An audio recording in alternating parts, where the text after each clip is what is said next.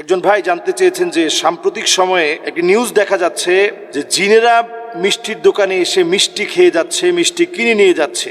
এর সত্যতা কতটুকু? আসলে এটা সত্য হওয়া সম্ভব? জিনে মিষ্টি খায় শুনতে অদ্ভুত লাগলেও এমনটাই প্রায় সময় ঘটে থাকে পুরান ঢাকা লালবাগের মদিনা মিষ্টান্ন ভাণ্ডারে। তবে মানুষরূপেই মিষ্টি খেতে এবং কিনতে আসে জিন। তবে জিনদের শুধু দোকানের কর্মচারীরাই জেনে থাকেন।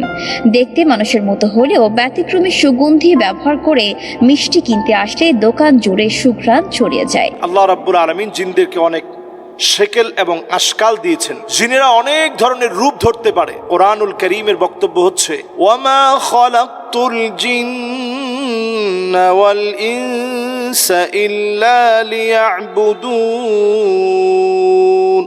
মানুষ এবং জিনকে আল্লাহ রাব্বুল আলামিন সৃষ্টি করেছেন ইবাদতের জন্য। বিভিন্ন শেকেল, বিভিন্ন রূপ আকার জিন ধারণ করতে পারে। নানাভাবেই জিন অনেক সময় আমাদেরকে ভয়ও দেখাতে পারে। তো মিষ্টির দোকানে যারা কাজ করে অনেকের কাছ থেকে সাক্ষাৎকার নেওয়া হয়েছে। আপনি কিভাবে বুঝলেন যে জিন আপনার দোকানে আসছে? কেমনে আপনি বুঝলেন?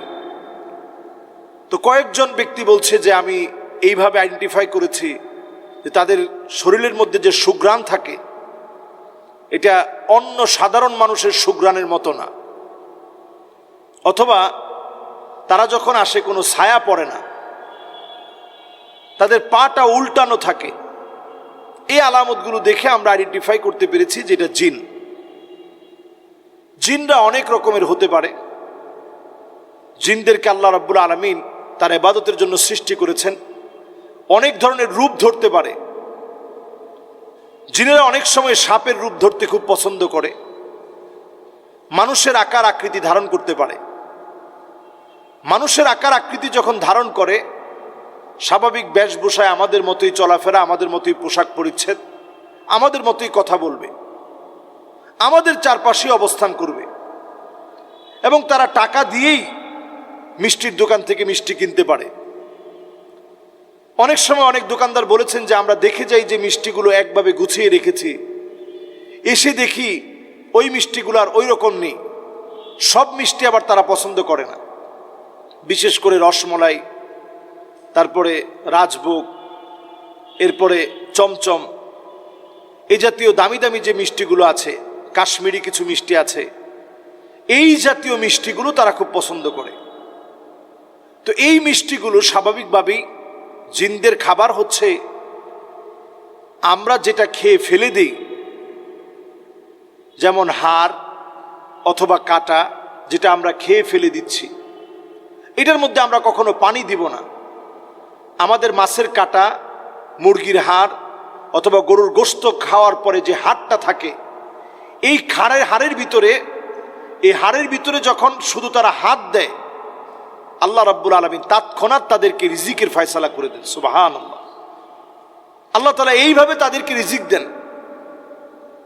আমাদেরকে যেহেতু আল্লাহ রাব্বুল আলামিন সর্বশ্রেষ্ঠ সৃষ্টি হিসেবে আল্লাহ তাআলা সৃষ্টি করেছেন, আমাদের রিজিকটাকে আল্লাহ তাআলা সম্মানিত করেছেন।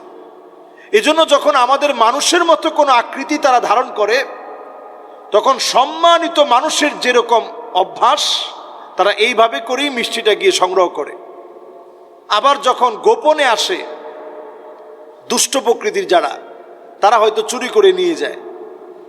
এক একটা জিন বালেগ হয় 300 বছর বয়সে, আর আমরা সাধারণভাবে বালেগ হই 13, 14, 15 বছর বয়সে, আর তারা বালেগ হয় 300 বছর বয়সে।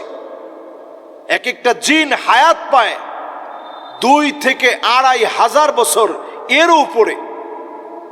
তাহলে চিন্তা করেন, নবীজি সাল্লাল্লাহু আলাইহি ওয়াসাল্লামের জামানাতে এমন জিনদের সঙ্গে সাক্ষাৎ হয়েছে, যেই জিনেরা নবী মুসা আলাইহিস সালাতু ওয়াস সালামকে পেয়েছেন।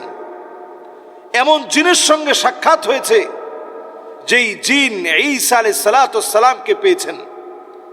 যারা তাওরাত শুনেছে, যারা ইনজিল শুনেছে, এরা যখন কোরআনুল কারীম শ্রবণ করেছে, তখন তাদের বক্তব্য ছিল, ইন্না সামি'না কুরআনান আজাবা। এক আশ্চর্যজনক কোরআন আমরা শুনেছি। এক আশ্চর্যজনক কোরআন আমরা শ্রবণ করেছি। সুবহানাল্লাহ ওয়া বিহামদিহি। এই জন্য যতজন আমরা এই জাতীয় বিষয়গুলো নিয়ে আমরা পড়াশোনা করি অথবা কথা বলি, জিনেরা আপনার কোনো ক্ষতি করতে পারবে না। আপনি ছোট্ট ছোট্ট কিছু আমল করেন, জিনেরা কোনো ক্ষতি করতে পারবে না। 1 নাম্বার আমল হচ্ছে আপনার মন থেকে ভয়টাকে দূর করে ফেলুন। 2 নাম্বার আমল হচ্ছে আপনি আমি যতজন এই ভিডিওটা দেখব, প্রত্যেকের আমাদের দায়িত্ব হচ্ছে প্রতিনিয়ত সূরা ইখলাস, সূরা ফালাক, সূরা নাস পড়ব। ফজর আর মাগরিবের পরে 3 বার, জোহর, আসর আর এশার পরে একবার করে, ঘুমানোর সময় আপনি একবার করে পড়ে ঘুমান। আয়াতুল কুরসিটা পড়ার চেষ্টা করেন। এই আমলগুলো যদি আমরা প্র্যাকটিস করি, জিন আপনার কোনো ক্ষতি করতে পারবে না। আপনি দেখবেন বরং জিন আপনার বশে চলে আসবে।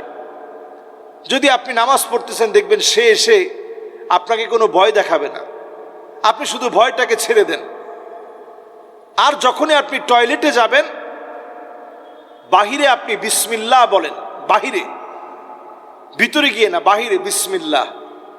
আল্লাহুম্মা ইন্নী আউযু বিকা মিনাল খুবসি ওয়াল খাবাইস।